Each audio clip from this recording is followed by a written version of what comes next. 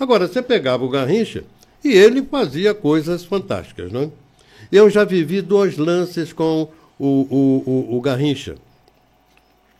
Um deles no Royal Esporte Clube. Lembra do lance do choque? O choque. É. Garrincha já está fazendo exibições aí, coisa e tal.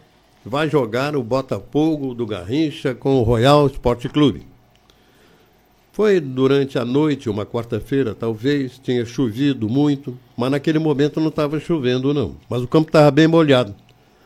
Aí eu tô lá, e agora entra em campo o time do Botafogo, lá no campo de jogo, o nosso companheiro, fulano de tal, para as entrevistas essa noite, especialmente com o Garrincha, hein, fulano de tal. Ele, perfeitamente, olha, tá entrando aqui o time do Garrincha, e para lá, Garrincha aqui, junto conosco. E aí, Garrincha, tá gostando de vir a Barra do Piraí para fazer esse jogo? Garrincha mete a mão no microfone. Ai! Isso aconteceu com ele.